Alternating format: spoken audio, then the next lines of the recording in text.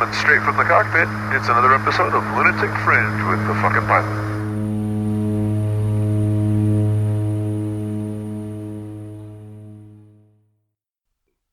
Ready, set, go. All right, back in the can. Another edition of Lunatic Fringe, Into the Void. It's a live one this time, kind of with a summertime recap with one of our regulars here on the podcast, but I'll still say it. Who the fuck are you, and what do you do? I don't know who I am. Oh, God. It wasn't that good a summer. No, it wasn't. It was a really good summer. My name is Junior, David Ludvik, and back with you again. How's everything going? Nice. It's not too bad. Summer's winding down a little bit. Things are starting to cool off some, and people are taking a little bit more time to let it all soak in. You had a pretty fucking busy summer. I did have a busy summer, and actually this is works out pretty nice because we actually haven't seen each other in probably about 6 or 7 weeks now. Yeah, no, you've been jet setting all over the place and fucking being all a badass for a skydiver. I mean, is your wife financing everything? No, Is that it? Is no. it like did you marry into money or something? No, I mean, I was thinking about maybe, putting her out on the street, making a little bit of extra so we can make this easier on ourselves, but... Oh, you get yourself in trouble with these podcasts, I get man. myself in trouble all the time. No, I'm just kidding, honey. I love you. So Don't the reason I ask if you married into money is, without giving any other explanation, name the countries that you've been to in the last this summer. This summer? Well, let's see. Morocco, Spain, Italy, Ukraine, Chernobyl. That's, even though it's not a country. It might as well be a country of its own. I'm about to give you a fucking geography lesson, American. Been to the UAE, of course, and that's about it this summer. That's it. Yeah. All right. This was a slow summer. Yeah.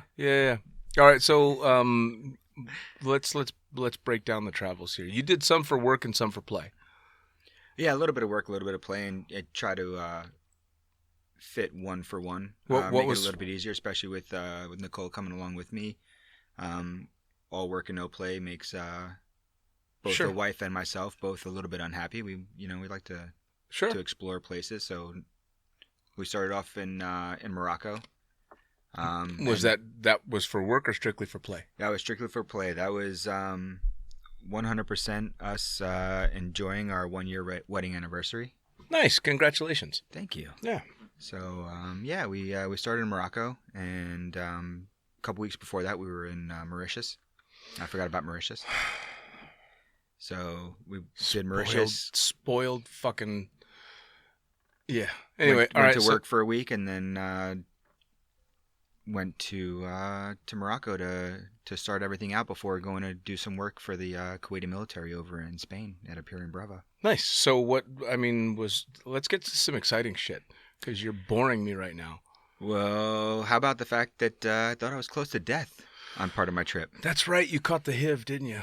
It was something. But they fixed it. Yeah, they weren't sure what it was. Jesus, dude, stay away from those guys. Yeah, I know. I mean... That's just for Zedge. Zedge wanted me to give you shit. Zedge always wants me to give you shit. So. Oh, yeah. Zedge is a homo. It's okay. So you went to, wait, you say that like it's a bad thing. It's not. Yeah. It's not. Come on. Let's be culturally sensitive here. That's what this podcast is all about. Yeah. Cultural sensitivity. And zero fucks given, right? Yeah, well, that too. Okay, so you go to Morocco and you almost die. So yeah, apparently when I was in Mauritius, for anybody that doesn't know, part of my hobbies is I like to explore places. I like to go on nice hikes. I like to see what some place has to offer. And when I was in Mauritius, Nicole and I went up for a hike to this peak that you're supposed to be able to see an underwater waterfall. Okay. So the waterfall looks like it. If you look at the water, it looks like there's actually a waterfall, but it's underwater. It's kind of an optical illusion. Okay. So we do this hike, and of course, me not thinking, I'm in shorts, and I got bit by a couple mosquitoes, probably, or maybe it was a tick. Nobody knows. But come back, work for a couple days, and then the last day of work before we were leaving on our official beginning of our summer vacation and on our wedding anniversary. Yep. Trip, I started feeling like I had a little bit of a fever coming on. And I didn't think too much of it until fast forward a couple of days, and full fever in Morocco on what feels like the verge of death. Rash halfway up my leg, almost up to my crotch. Everything swollen twice the size. You just motioned like your balls swelled up. My balls were twice the size that they were supposed to be. Yes, thanks for pointing that so out. They became normal sized. Okay. Yeah, normal size. Some might say that they, were even bigger than they already are, but okay. Yeah, so that plus joint pain and swollen my arms, my leg. I had no ankle. I had a cankle, and wound up in the hospital. Them not knowing what was going on, they put me on super high dose antibiotics. Tried to do the best we could going through the rest of the trip. I was toughing it out like a champ, as Nicole said. She was proud of me for still doing the distance and exploring what we were exploring, but made it to Spain, which was supposed to be for work, and immediately stopped at a hospital. For anybody that doesn't know, don't go to a hospital in Morocco. Go to a clinic. They are two very different things. You mean Morocco's hospitals aren't known for their healthcare? Morocco's hospitals are kind of like a 1980s insane asylum. Something that you would see on like an old movie of like an insane asylum back in the 80s. The 80s? You're 70s. Like, see, I get a mental image of Shutter Island. It's more like something that you might see out of Chernobyl, which we'll talk about later. Okay, all right. So don't do that there. But you ended up in the hospital in Spain. I ended up in the hospital in Morocco and then in Spain. Morocco's hospital was pretty bad.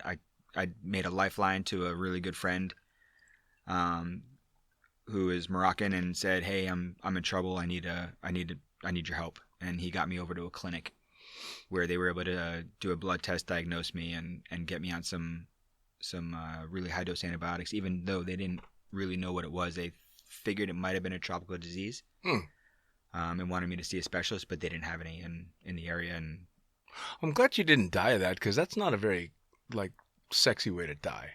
No, I was, for the first time in my life, I was truly scared. I think I would have been annoyed at you if you had died that way. I would have sucked, huh? Yeah. With all the cool shit that we get to do, and I died that way from a mosquito or a possible tick bite. Yeah. No, I don't think I would have been. Yeah, I wouldn't have been happy with that. But it was a long recovery. It was about a week or so. Even all the way through the trip that I was in Spain, I was still suffering from the Were you jumping residual. Sick? I made a couple jumps there. Trooper. For sure. Trooper. But in the beginning, I wouldn't have been able to. So you were trained in military in Spain. I'm not trying to cut you off with the sickness. It's just we know you're not dead. Yeah, I'm not dead. I'm alive. Yeah, there you go. It's good. So you caught the temporary HIV and got better. So Kuwaiti military, what were you teaching them how to do? They've got a demo team that they're putting together. A team from different branches of the military. Okay. That will come together periodically for demos and events. Cool. My former teammate and good friend of both of ours, Patrick K, was working with them and doing some canopy training with them previously, and in good fashion. He couldn't make this one, so he kind of pushed it off to me. Cool. Asked if I had the availability for it, and I did. So we're just kind of training the guys and trying to get them able to do, not necessarily stacks, but fly tight formations under canopy. Started teaching them all about how to fly flags and all canopy stuff. All canopy stuff and flags for demos, flying in formation, and how to fly a flag safely and land it safely and everything. So very cool. And that was Imperia Brava? That was at Skydive Imperia Brava. First time to that drop zone, believe it or not. It was pretty cool. What do you think of it? It's good. It's definitely, from what I understand, it's definitely changed a little bit through management and stuff like that, but it still has a really cool feel. Changed fast. As in it, what did it used to be a big party drop zone? It used to be a huge party drop zone, and now it's a little bit more work. They still have their boogies, and they still have their fun and their play, and they've got, Babylon is still out there organizing and stuff like that. But it just had a little bit different of a feel than what I was expecting with all the stories I heard about it from the past and from swoop competitions and boogies and stuff like that. Yeah, fair enough. Well, I mean, I think those reputations kind of come and go, for sure. Yeah, I mean, we've seen drop zones get big and then kind of fade off of the party spot and more onto serious skydiving. And sure, it's more of a focused around tandem operations for sure. Okay, yeah, fair enough. Yeah, I mean, you've definitely got the up and down with the party stuff on the drop zones for sure. I think I've heard from a few people now, though, Cross Keys is on the upswing again with that whole thing. I guess they're getting quite busy. Lots of jumpers out there. I hear a bunch of you Cross Keys maniacs are trying to relive the old days. Go big. Go really fucking big. And they had a great aircraft. Magic of the pea pit. If you don't know it, there's a lot of, but yeah, you could catch something in that pea pit to this day, though. I bet. I'm pretty sure a lot of people got pregnant in that pea pit. Yeah, that wouldn't surprise me. They sure as hell tried. So Spain, you worked with the Kuwaiti military, and then you did some sightseeing as well. Oh yeah, for sure. For any of you Game of Thrones fans out there, the wife and I, we made our way over to Girona, Spain, which is where they shot some of the scenes from Game of Thrones, which was kind of cool. Walking around the streets, it's one of the only cities in Spain that kind of feels, when you go there, as if it's still back in those days. Like if you took the cars out of it and you took the power lines out of it, you wouldn't know the difference. That's cool. Castles, and the streets were very old feeling, and it's just a really cool city to kind of tool around for the day. Nice. Well, now, other than the work kind of stuff, did you have any other really cool jumping shit going on? Over there? Well, just in general, over the summer. Yeah, I mean, I was lucky enough to get invited out to Ukraine to go do a competition. But before that, I had a project come up to shoot a commercial for a car manufacturer where they wanted me to land in the back of a moving truck. Cool. Nice. Well, it's always, I mean, stuff like projects like that are always kind of fun. Yeah, they're awesome. Yeah, for sure. Anything that you get to do that you don't normally do in skydiving is always change a fun, it up a little bit. Yeah, absolutely. Absolutely. Well, where else did you go to jump? Or was that it? It was just Spain, and then Ukraine. Okay. For the swoop competition. So you did the comp. Yeah, knocked the dust off the old swoop comp. Nice. And how was it? 4 years without competition, so proper swoop competition. How'd you do? 2 points out of third, so I took fourth place in the competition, took third in speed. Cool. It was a good competition. Didn't really have a chance to train it all beforehand, but that's never really my motto anyway. It's show up and go. But it was a really fun trip, amazing competition. The guy who brought us out there, his name is Andre. He's one of the Ukrainian swoopers, and just an all-around rad guy. It was kind of cool getting to see him in his element and kind of see him in his own turf and running a competition. And he was the one that was cool enough. We had a weather day, and he looks over. So, would you guys like to go to Chernobyl? Huh. We're like, yeah, fuck yeah, we want to go to Chernobyl. So, nice. Within an hour and a half of us giving him our passports, pictures of our passport, right? He had transportation organized, and we were on the road to Chernobyl. Two cars worth of degenerate jumpers heading to Chernobyl to radiate ourselves a little bit. I saw the picture of you guys with the Ferris wheel in the background, the real famous Ferris wheel that's been just falling apart for God knows how many years now. Well, what is it, 40-something years now? I mean, it was 86 when they had the reactor. Yep. Reactor 4 going. If anybody that's listening hasn't watched the series, I haven't watched it personally, but I heard it's amazing. Oh, it's fucking epic. Although I hear it pissed off a lot of people. I don't know. There's a lot of people that are disputing what was put out in the show.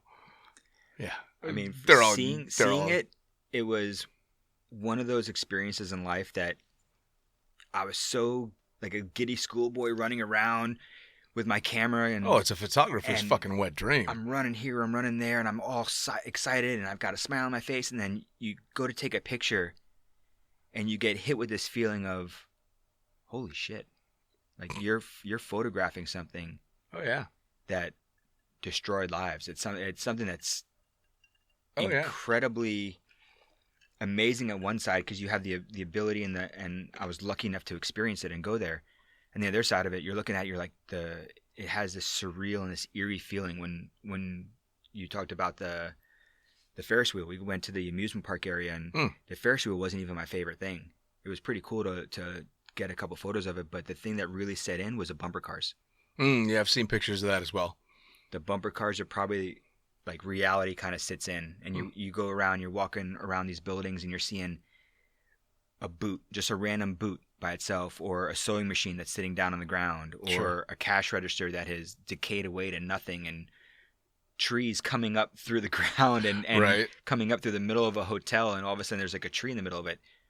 Mother Earth will take back anything she gets her hands on. Oh yeah, well we were talking earlier, and it's like that I Am Legend, the Will Smith movie, where he's in New York deer hunting, and that's totally what it would be like. Well, I think I said it would be more like spearfishing because New York's going to be underwater, not taken over by trees. But no, I mean you look at something like that, or Dubai, or L.A., or even Chicago. You look at some of these major cities out there, places in Spain and Italy. Look at Rome. What would happen in Rome?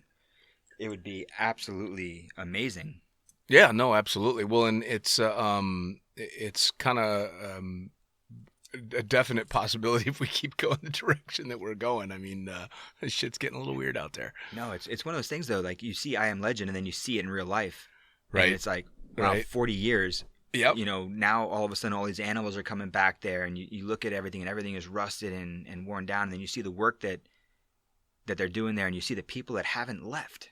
Oh yeah, no. Well, I just watched. They had a special on about having to encase the entire reactor in a new big building, and watch at the building of that, and it being put in place and slid into place and all that. So I watched all of that. I got to see that. That was pretty cool. Really, really, really cool. But watch the series. It's pretty fucking intense. Because I mean, I was alive when it happened. I remember all of that stuff happening. Because it seems like there was a series of very historic events in my childhood that stand out. And that was Reagan getting shot, the shuttle blowing up, and Chernobyl.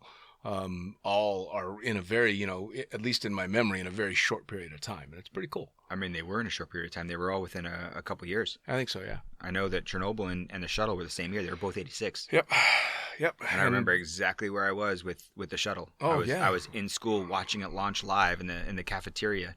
They had us in the classrooms. They rolled the TVs in to watch the whole thing, and watch the oops. For you millennials out there, that was before live streaming was a thing. Yeah, it's definitely before live streaming was a thing. No internet, nothing like that. Nope. You put on the news, and whatever happened. There was no delay. Yeah, Chernobyl, I think, definitely is a that's not a normal bucket list vacation spot. It's not, but man, I got to meet an American that's working on the site. So I actually had somebody that kind of spoke the language, and Nicole and I immediately went and grabbed the guy. We're like, "Hey, how you doing? You're American. Where are you from? What's this? What's that?" Right. And I was like, and I asked him flat out, I'm like, "Listen," I'm like, he already knew what we did. He knew that we were over there for a skydiving competition. I'm like, I jump out of airplanes. I'm like, and usually we get a lot of stupid questions from people at times. This is going to be one of those stupid questions. I'm like, but how dangerous is it with me being here? Mm. And he pretty much said that you get more radiation in one transatlantic flight than you do in a month working over there. Wow. And that people that work in running nuclear plants get more radiation than they get working in one that in this area. Oh, okay. All right. I thought you were going to say he was going to tell you your hair was going to fall out, but no. We did tell it to one of our good friends and competitors. Abdabari was over there with us competing, and for anybody that doesn't know, Abdabari is from Yemen and represents the UAE when he travels, and he was over there, and we were joking around. We're like, Wallah, Abdabari, if you go here, no more babies. He's like, I'm not going. Never mind. I don't want to go. 3/4 of the guys I know would be in line to hop on that bus. Yes, get me there. Yeah. I want to be there. We were there. We weren't worried about it. Well, you also didn't you? You were trying to sneak your way into some fucking clubs and do stupid shit while you were over there as well, weren't you? Oh, I mean, yeah. I mean, there's finding out a little bit more about Ukraine. Ukraine's actually a pretty cool spot, especially Kiev. Sure. I've heard some of the other cities are pretty nice as well, but Kiev has quite a history of it on its own. And it just cracks me up that you're trying to sneak into clubs in a country as an American into an Eastern Bloc country, trying to pull some pretty stupid shit, really. Well, I will tell you this: as a traveling skydiver, and when we go to swoop competitions and we travel around, it's imperative that we have travel insurance, right? Just Sure. in case. And it's helped me on more than one occasion. Sure. Actually, when you and I were in Bali, it saved me because I had contents of my computer bag stolen out. Yep. And I had to have it replaced, and it saved me there. And trying to get travel insurance for the Ukraine, you had to label it as a war zone. And that's when it kind of kicked in where I was going, even though I was going with people that I'm friendly with, people that I've been competing with for years, and even though I've felt safe, it's really not that safe. The country's got some stuff going on. They got some shit going on. Yeah.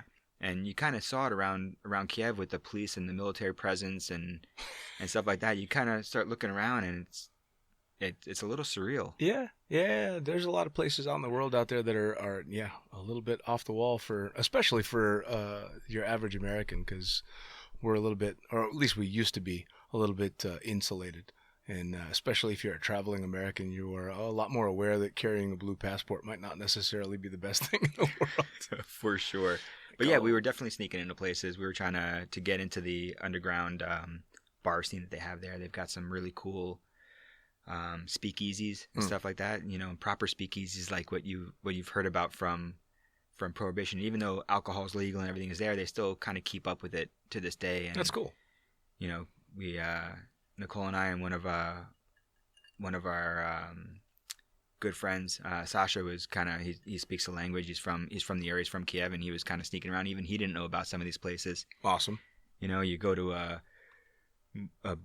movie theater, and before you get in the movie theater, there's a door on the left. And the door doesn't have any label, and you walk inside, and you walk down this eerie hallway, and then all of a sudden you turn left at another open door. You walk down some stairs, and boom, there's a bar there, and the mixologist who's mixing us drinks winds up being this, this chick that is getting ready to go to the world competition for mixology. Out of all the people in Ukraine, she won, and she was going to the world competition, which is only like 54 people, and here she is. She's down there mixing us drinks, and as we start talking to her, we find out that she had lived with a foster family, or not foster family, but what are the exchange family in Houston, Texas, of all places, for a year. And like it's just kind of cool. It's a small world. It's a very small world when it comes to stuff like that, for sure.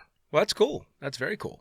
I mean, it sounds to me like that was probably the more interesting part of your trip, which the Ukraine would not be on the top of my list. Ukraine was definitely not on my list before, but I definitely want to go back. The hospitality there was amazing. The languages in the major cities and at restaurants, stuff like that, they speak quite a bit of English.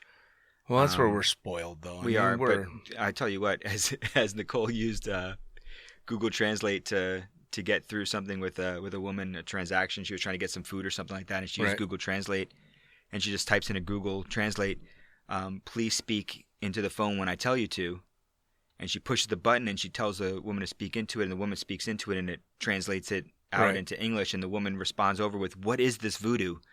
Awesome.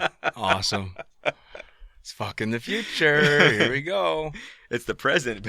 But for this woman who was a farm lady who never really knew a lot about technology and doesn't have an iPhone, she still uses a Nokia. And for her, she was like, "What is this? How is this machine doing this?"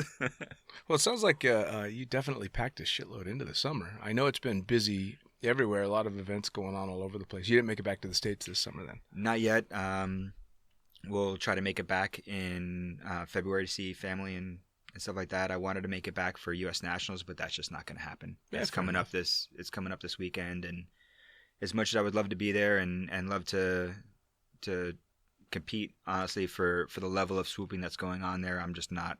I'm not on par. I just did my first swoop comp in traditional swoop comp, like I said, in 4 years. And even though I feel like the dust has kind of knocked off a little bit, I don't think I'm quite ready, and it's kind of hard to get off time from work when you've been gone for the entire summer. Yeah. Well, and I mean, they had a lot of cool events that were going on back there that everybody. Well, I mean, Summerfest looked like it was a great Summerfest this year. And we talked to Rook not too long ago, and man, he definitely pulled it out again this time. He crashing a car into a bus that was stood on end for the fireworks display. Yeah. He said he was going to do something big for sure. You heard about the big change that he just announced? I have. That's a pretty big fucking change, man. And AAD's required for everybody, which is hats off. Much respect for that. I mean, the little blurb that he put out on Facebook was short and sweet and concise and makes complete and total sense. And I don't know how you can argue. You can. I mean, the sport's been going in that direction for a long time. There's a lot of big drop zones out there that have required that for the last little while, and I know they cater to a lot of older school skydivers that don't really think it's necessary and everything else. But man, let's be honest. Yeah. Well, you're talking to a jumper that's never owned a rig without a cypress in it. I did. One of my rigs, when I first bought it, didn't have a cypress. My first rig didn't have a cypress in it. Yeah, I think I did. I've done a total of, out of all my jumps, I think I've done a total of about 100 jumps without one, and that was just because I had to send it in to be worked on, and I still had to jump the rig, and I hated every jump because I was just mentally aware it's not there. Now, granted, everybody will say you should have it, but you're never going to use it. In a perfect world, you never will. Bullshit. I agree. Which is why I've had one in my rig always. Absolutely always. Yeah, your phone's sitting up high. You got to put it down low or it's going to keep doing that, and I'm going to have to hurt you. Throw it on the floor. Yeah, there you go. Sorry about that, folks. He's got no... Hey, it's not ringing. It's usually you yell at me because my phone's ringing and I'm texting time he's been on the podcast. Well, if you pick that up to text, I'm going to kick your ass. Nah, I would never do that. But yeah, I mean unless you're...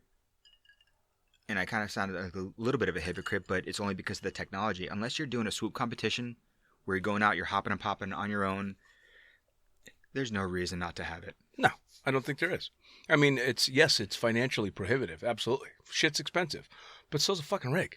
So's your life. Yeah. You've only got one of them. There's nothing in this sport, as far as equipment goes, that's cheap. Nothing. So spend the fucking money, for Christ's sakes. And that's probably the only thing that actually truly depreciates in value is an AAD. Yep.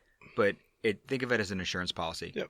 And people pay a lot more money on insurance every year, especially if you're living in the States.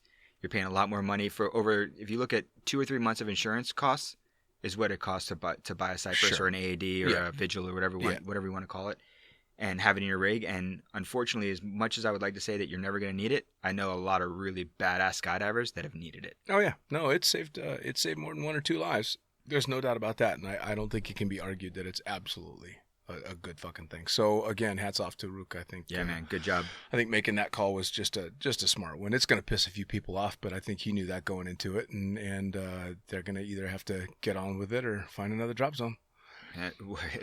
They're few and far in between, man. Yep. Well, safety is definitely getting better in the sport. Let's face it. Skydive Chicago is the only Skydive Chicago. That's it. Right. I mean, there's no place quite like that for the size drop zone that it is for a large drop zone in the world. I don't know how you compete with Skydive Chicago. No, I mean, there are 2 other drop zones nearby that they're good operations. That are good operations, and they have great ownership, and they have busy and everything else, but. Man, it's Skydive Chicago. Well, dude, when I worked for Chicagoland, we did our jobs and then we partied at Skydive Chicago. You went to the 4th of July celebration at Skydive Chicago because that's where it was. If you were working in Chicagoland and Summerfest rolled around, you might do your work jumps and then your days off, you were at Summerfest. Come on. We left the World Freefall Convention to go to Summerfest the last couple of years. Yeah, I mean, it is what it is. So but yeah, I think it's a great move that he made the cypresses a mandatory, and everybody go out and buy a fucking cypress. You should have it anyway, because shit does happen. Speaking of shit happening, you heard about Rob. Yeah. The fuck, man.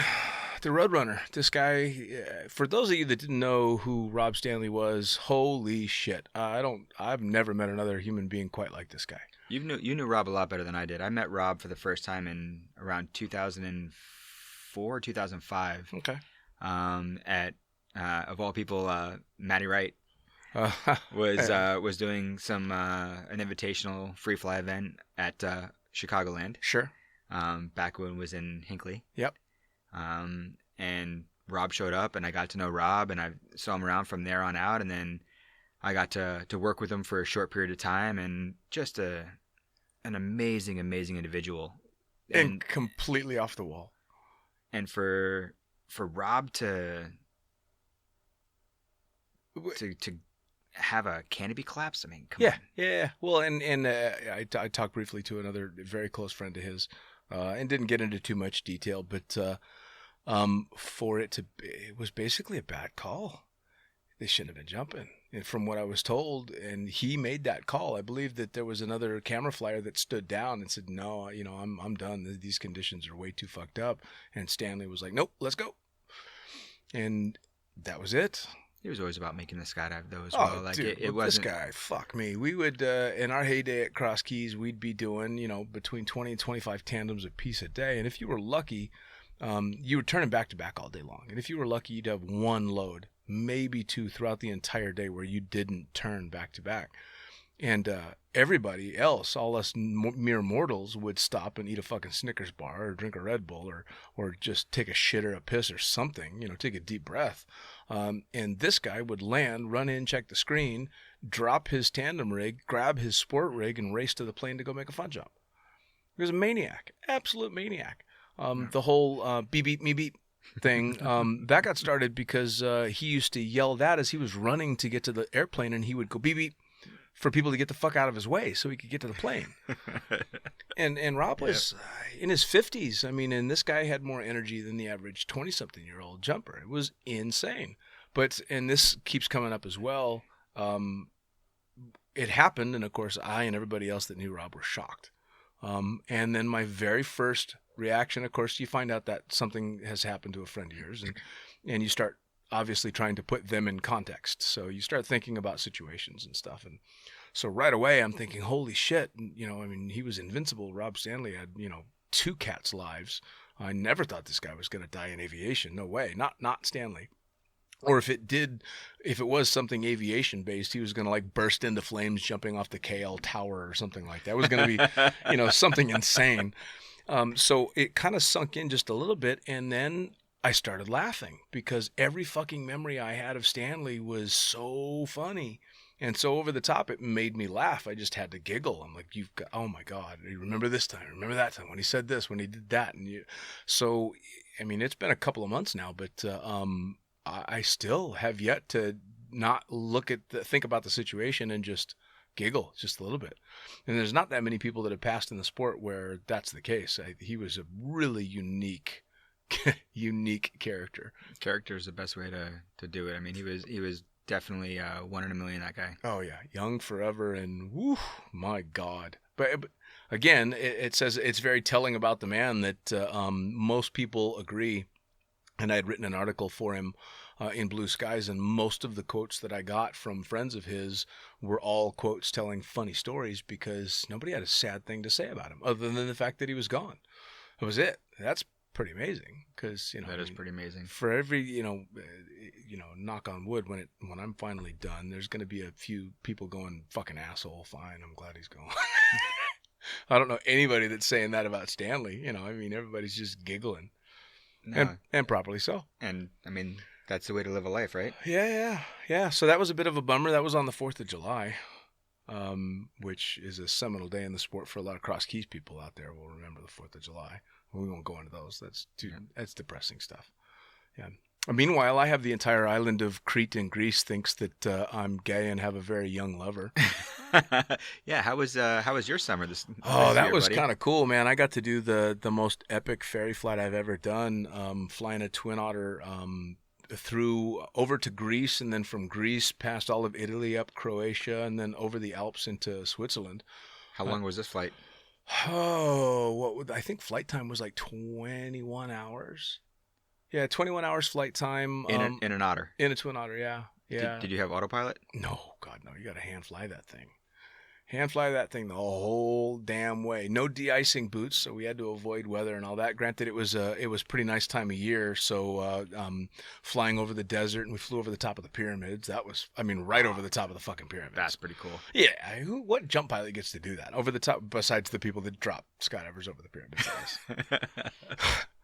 We flew over Mount Sinai, and I actually had to Google because I didn't know if Mount Sinai was where the Ark was or where the 10 Commandments were handed down to Noah. It turns out it was the latter. So we're flying right over it. I'm like, whoa, well, there you go. Okay, there's that. And then we're flying over Egypt, and we're trying to figure out exactly where the pyramids are going to be. And it dawns on us we're going to miss them by about 20 miles, so we're probably not going to see it. And just about the time we're starting to commiserate that, fuck, we're gonna be so close and miss the pyramids, the controller hops on and gives us a 20-degree correction to the left for no particular reason, and ends up taking us right over the top of Giza. Oh, that's pretty cool. Oh, it was epic. What altitude were you flying on this thing the whole way? When we crossed the pyramids, only 10 grand. So beautiful view. I've got iPhone pictures from it. It's fantastic. So over the top of the pyramids, we flew right over the Nile. We flew over Alexandria, which is where Cleopatra's from. That's where like Mark Antony was over there banging Cleopatra, and where Caesar went and all that stuff. And then over the entire Mediterranean. But the funny thing was we had stopped for fuel, myself and my co-pilot, who I'm not going to name. You know who you are. Yeah. And we had a fuel bladder for the extended ferry, and it's basically just a huge rubber bladder in the middle of the Twin Otter, and you fuel it up in the back. So you got to get in the back of the airplane and hold this big nozzle up so that the fuelers can fuel it up. And while that was happening, my co-pilot got splashed. My first officer got splashed all over with jet fuel. Oh, that had to be amazing, huh? Yeah. So he was soaked, and he was going to change like right there on the ramp, because just the jumper. And we were not in a spot where you can just disrobe out in the middle of nowhere. So I'm like, whoa, once we're flying again, you can get changed, shove all that shit in a plastic bag and everything. So we take off, and we're having to fly like proper actual procedures. So I'm flying a departure procedure, and I'm pretty busy because it's been a long time since I've flown anything like that. The entire thing's an instrument flight plan, so it's relatively involved. And you have to be relatively precise as well. Yeah, you got to be on your game. So I'm really paying attention, but we're about, 5 minutes off wheels up, and I'm in a normal climb now. So I'm like, well, go ahead and change. Get that shit off you. I'm starting to get a headache from the jet fuel.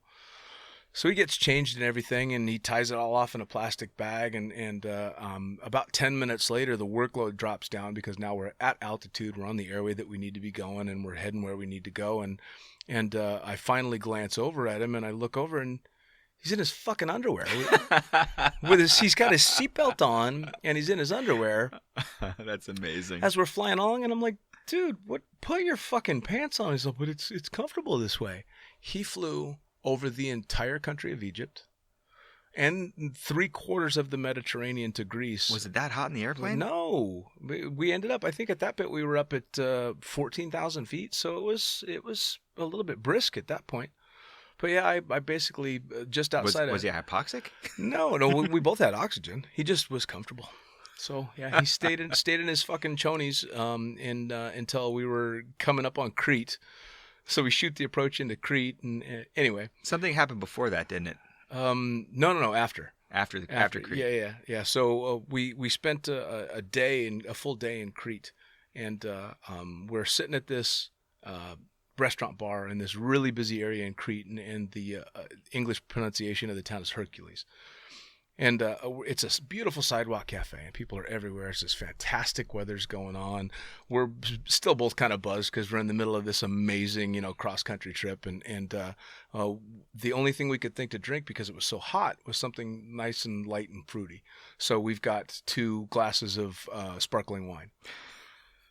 Not only is it sparkling wine, but this particular type of sparkling wine, this restaurant serves with a cherry in the bottom of the glass. Now, mind you, I've just turned 50. He's 27, I think. For some reason, he had decided at some point during the day to go buy a shirt that looked a lot like the one I was wearing. So we're both wearing linen button-down shirts. And we have this selfie of us cheersing with sparkling wine with a cherry in the bottom of it. And he shows me the picture afterwards, and I'm like, oh, my God. There is not a single person on this street that doesn't think I'm fucking you. At least you put yourself as a pitcher, not the catcher. Oh, dude. Well, no. It was clearly because I've let the beard grow out, which has turned out to be almost Christmas white. I was going to say you look a lot like Santa Claus. Yeah, it's getting there. Well, that's what the girlfriend is hoping I'm going to look like Santa Claus for Christmas. Oh, she has a fetish, huh? Yeah, I guess. Because this is her idea. I mean, you know how it is. If the girlfriend says you can grow a beard, you grow a beard. And I don't think it looks particularly good on me, but it's fun to play with. And she's actually admitted she likes it, but she also thinks it makes me look less attractive, which she likes. I'm like, all right. But so you look too hot. Grow a beard and look like Santa Claus for me. Grow a beard and look like Santa Claus, yeah. So you've got this clearly older gentleman with the white beard, shaggy beard, with a clearly younger guy, both in matching button-down white linen shirts, toasting with bubbling, Oh, yeah. Everybody champagne. Thought you were giving it to him. Of course they did. Anyway, so we had a good time running around Crete, and then departed to Crete to get to Switzerland. And I forget, we were over the proper island, maybe, I don't know, 40 miles away from Athens. And we were over this inland sea, I guess, that's in the middle of this island. Beautiful scenery everywhere. As you can imagine, we've been taking pictures all over the place. And for those of you that have never flown an otter or haven't seen the cockpit, the windows roll down. It's not a pressurized cockpit. And for any of you that don't know Dean's Instagram or Facebook, he is constantly taking photos outside of the plane from the window. Absolutely. I don't really take pictures of myself. I take pictures of the scenery. I mean, my phone is filled with thousands of pictures over the drop zone of sunsets and sunrises and all that. Anyway, and anybody that's flown in an otter knows that the windows of every damn otter on the planet are just scratched up and scrubby, and you can't get a good picture, so you just roll the window down. And I've been doing this for, 8,000 hours in a twin otter. And this one particular time, I'm taking pictures, and I'm listening to my music is plugged into the phone, and I turn to my co-captain, and again, this is amazing down here. And as I turn back to take a picture, we both just hear this funk, and everything slowed down.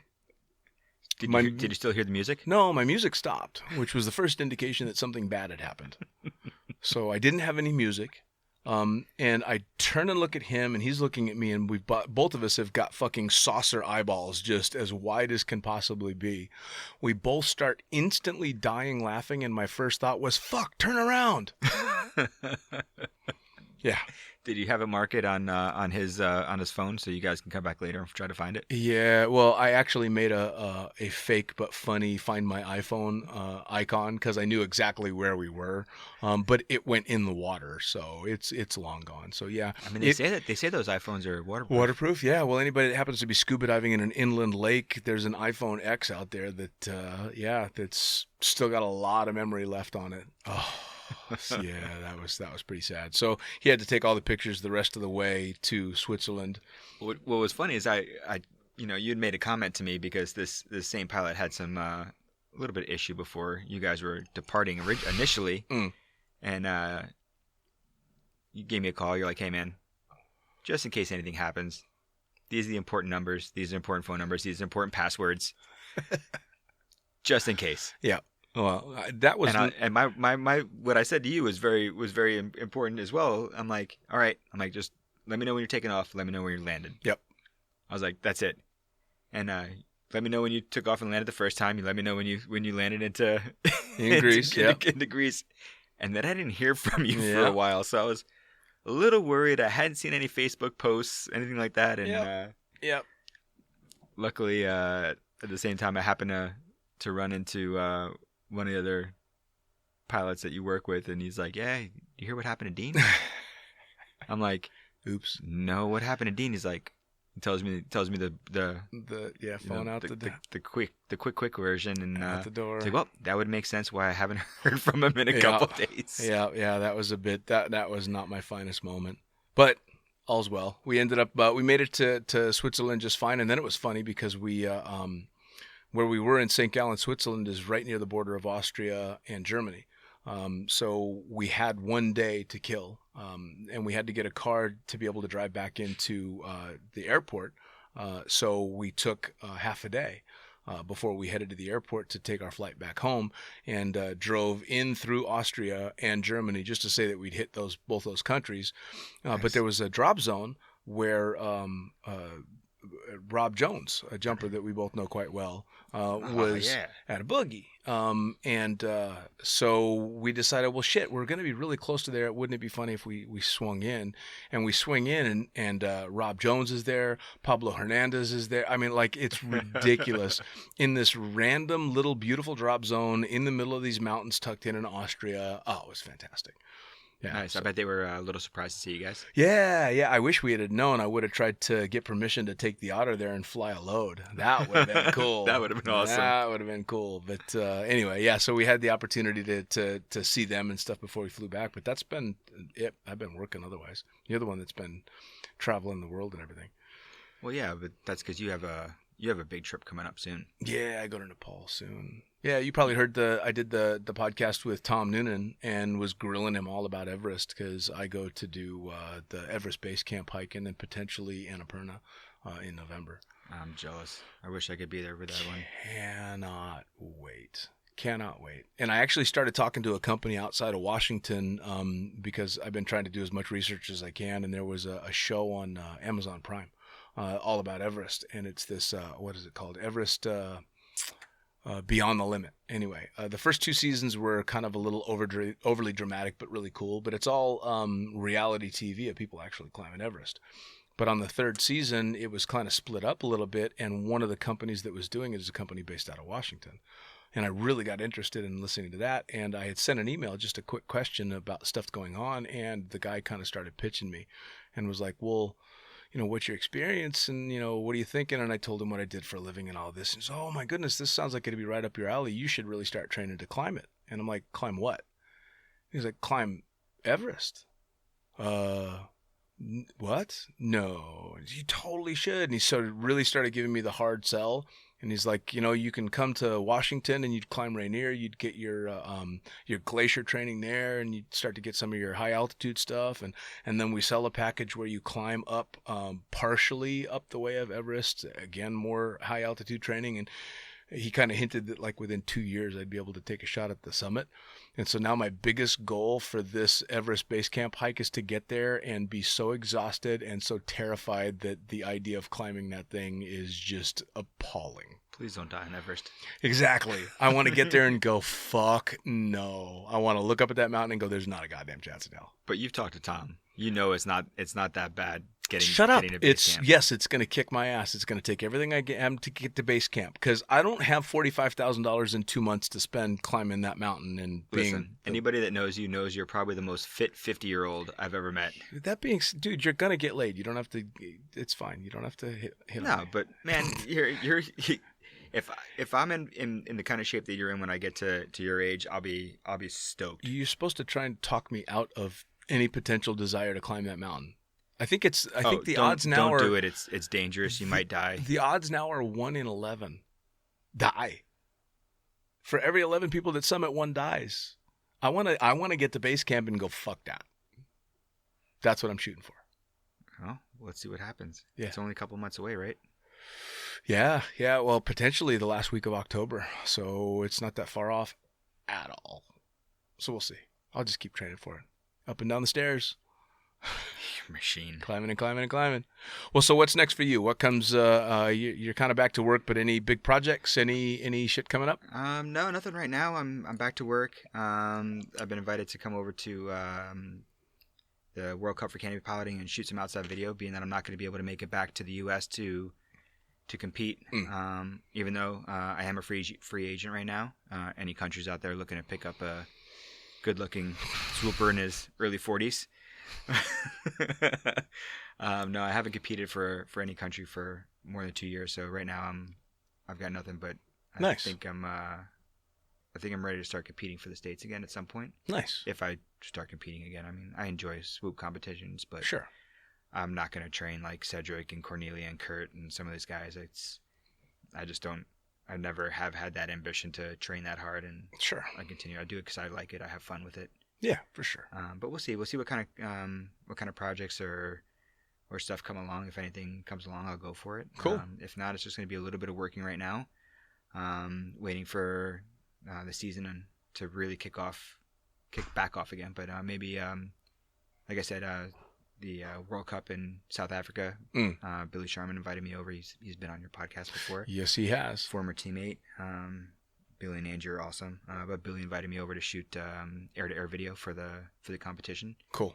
He said he'd, if I wanted to come out there, he'd put me to work and give me a place to stay while I was doing it. So I occasionally daydream about when the bottom falls out in my entire life and I need somewhere to go run away to and hide, just being an old man flying his pack and living in a little tent on the drop zone. One of his luxury tents? Yeah, in Pretoria, South Africa. Yep. You could definitely find worse places to be. Oh, absolutely. Now, any other big events over the summer that you heard of? I've kind of been out of the loop. I mean, I don't know what are the... There's some big events. I mean, unfortunately, it's not the happiest of events, but we've heard about the King Air crash. Oh yeah, that was extremely unfortunate. Larry LeMaster and I'm not obviously going to not name all the names, but I had met him a couple of times and wow. I mean, talk about a devastating event. Any more on the causes, or is it all still just kind of speculation? I mean, for the most part, speculation. I know that unfortunately the debris field was only something ridiculous. Like 50 feet. 50 meters is what I heard. Yeah. Which means that it wasn't pretty, and there's mixed things. I mean, I've talked to some people out in Hawaii that are friends of mine that, of course, you hear about an incident like that, and right away you start calling or sending messages to all your friends and, you know, people that you're close with. Were you on it? Okay, you're still alive. Okay, good. Sure. Next one. Okay, you're still alive. Okay, sure. Good. And doing stuff like that, and you know, a couple of them were quite verbal with talking about maintenance and hot shotting from the pilot that was flying it and stuff like that. But I don't think we really have any definitive answers. Yeah, I mean, I'd heard a couple of rumors here and there. Obviously, I won't repeat those rumors, but a good friend of both of ours, Derek Massey, who actually his podcast just aired, went to Hawaii right after the crash and heard quite a few different things. And again, I won't speculate until NTSB comes out with their report. Yeah, and that's the best way to do it. I mean, it's a huge hit for the industry, for the sport of skydiving. It's unfortunately, it seems to be the new killer seems to be, you know, aircraft, stuff like that. Yeah, aircraft stuff, which is weird.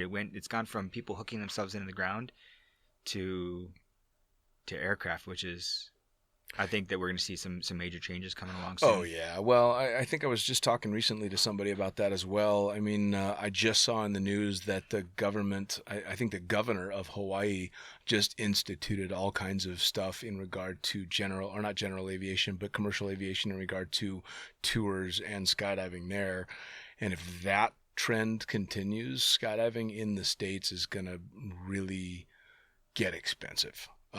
If it starts getting to the point where they're pushing to have the aviation side of things regulated, kind of like a 135 charter service, there's going to be a lot of little operations that aren't going to be able to afford the maintenance and aren't going to be able to afford the scheduled maintenance that they're going to have to do. And I think we're going to see some drastic changes, not in particularly good ways, to small operations that are doing amazing jobs, but now they're going to have to meet unrealistic goals, which is, I hope that doesn't happen. I hope it doesn't happen. And, you know, not to talk about this too long, but I know yours and my, you know, hearts go out to the families and the friends of everybody that was lost. It's a terrible tragedy in the sport. And I just hope that some of the other operations learn from it.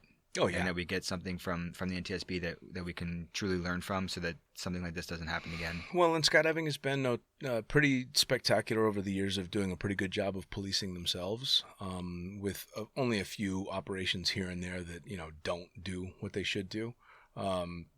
So I think that something like this, if they can get some concrete evidence as to exactly what happened, I think you'll see changes in a positive way in the way some operations are handling things. And again, until we have anything definite, and we might not have anything definite, it's best to just kind of keep your eye on everything. Yeah. Absolutely everything, whether it be maintenance, whether it be the pilots, whether it be the jumpers, everything needs to, I mean, we got to keep it high and tight. I mean, and that's one of those things that it's not just a safety day issue. It's an everyday issue. And, you know, for the newer jumpers out there that are listening, get with your riggers, get with your instructors. Don't just wait for a safety day or wait for a reserve repack to. Speaking of, I need you to repack my reserve. I can definitely do that for you. Cool. Yeah, I need that. But it's just one of those things. Like I see that a lot of places there is some really good knowledge, and then a lot of places the knowledge is starting to lack with some of the newer jumpers, and they just need to, you know, get out there. And it's one of the things that I've been trying to do the best I can is to relay the information and to do a little bit more teaching, a little bit more giving back. That's my goal for this season, is to give back to the newer jumpers a little bit more and try to bestow some of your years of wisdom, some of my years of wisdom, and some of the 9 lives that I've used along the way or two. Yeah, well, it's people should definitely in this sport learn from other people's mistakes. This is probably the only part of my life where I've done my best to do that, because in every other part I need to fuck it up in order to figure out what's going on. But when it comes to skydiving and aviation, there's a lot of people that have fucked things up well before us, and we should definitely learn from their example for sure. Yeah. Well, cool. For the most part, it's been a pretty awesome summer. Nice. Well, yeah, and it's not quite over. I mean, there's still going to be a lot of drop zones that are going to be cranking things out there, and of course, it's a big world out there. A lot of the operations that as the states slow down, they're ramping up. So there'll be a lot of safety days happening for the people that are getting ready to get back at it. So for all of them, enjoy it. The opposite sides of the world, the Australias and New Zealands, yeah, and absolutely. it's time to out in the UAE and time to go big, man. I mean, places. it was this time of year that I was heading over to Paihia to jump over the beach in New Zealand. And some pretty epic times over there. I know they're getting ready to ramp up. New Zealand's getting busy. Australia's going to be right back at it. Derek heading back to the west coast of Australia. A couple of big swoop competitions still coming up. A lot of them have been passed and done with for the summer, but there's still a few left. U.S. Nationals is coming up and the World Meet. So yeah, man. So still a lot of stuff to come. The summer is not over, but yeah, I think that's kind of our little recap for right now, anyway, of your world traveling ass. Hey, man. Do it if you can do it, right? Absolutely. I'm only on this planet one time. I might as well see as much of it as I can. Yep. I don't know what anybody's saving the money for. Get out and enjoy it. Yep. All right, Junior, another good chat.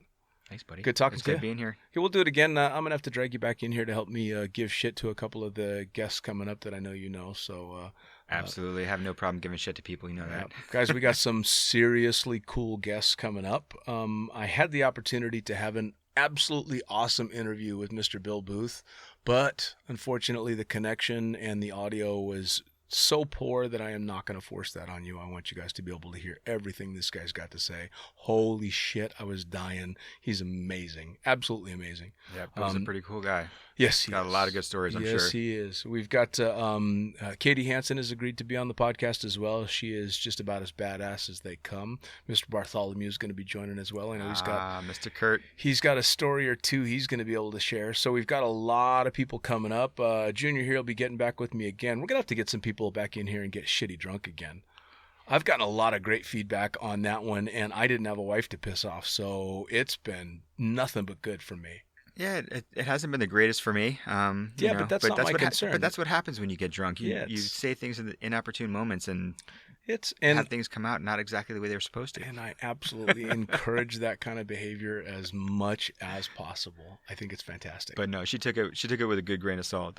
She's an amazing woman, and she loves me, and I love her back. And she puts up with all my shit. So I'll keep her around for a while. Moss even survived it as well. So. And Yeah. he ended up, for those that don't know, poor Moss ended up passed out drunk in my place both times he was on the podcast. So we'll see if we can't get him in for round 3. Maybe he'll survive the whole thing. Moss's beautiful lady came up to me and punched me in the arm and told me I was bullying him too much during the podcast. Awesome. Well, we all kind of were. Yeah, a little bit. Bobo! Bobo! I got to reach out to Ian Bobo. Yeah. I got to reach out to Bobo because, Bobo, if you haven't heard that podcast, you got to listen to it, dude. You broke somebody's heart. Like, he's still heartbroken over that. So I'm just saying, this is an invitation to Mr. Bobo, and maybe we can sit down and chat a little bit and find out what your side of the story is. Maybe Moss was being a little too forward. Yeah, you never know. You never know. Yeah, I mean, maybe it got lost in translation, and Bobo thought he was after more than just a drink. Hey. You can ask Kurt Bartholomew about that story as well. Oh, there you go. Guys, once again, thank you so much for joining us. It's been me and Junior back in the can. Lunatic Fringe, another episode in the can. See ya.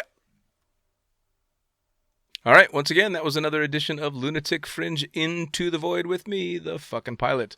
Brought to you by, of course, the greatest magazine in the known universe, Blue Skies Magazine. You're going to head to blueskiesmag.com to subscribe to the magazine if you're not smart enough to have already done so. Get it done. If you're a photographer, take lots of cool pictures and send it to the magazine because although Instagram is kind of cool, there's nothing like seeing your photo in print on the magazine, maybe the centerfold, maybe the fucking cover if it's good enough. Get your pictures out there. If you've got a cool story to tell, put pen to paper. If I can write for the magazine for 10 fucking years, so can you. So tell that story. Got something cool to advertise, something cool to sell, something every jumper has just got to have? send it to Blue Skies Magazine. They'll get you sorted out.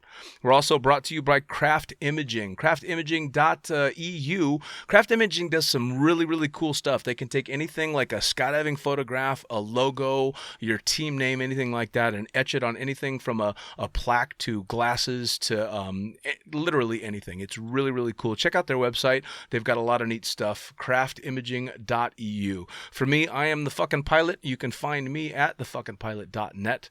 At thefuckingpilot.net, you've got the option to buy both my books. One is the Blue Skies Mag book, the Fucking Pilot book. That's the previously published issues or articles that I wrote for Blue Skies Magazine. The other one, of course, is the Accidental Stripper. Both of those books are available in digital and print form, and if I can ever finish it, it's going to be audiobook as well for the Accidental Stripper. So head onto the website there. You can also check out the profiles and all the cool photos from all of my guests that are lining that website, making me look much cooler than I am. Again, thank you for joining me for another edition of Lunatic Fringe Into the Void. We will see you next time around.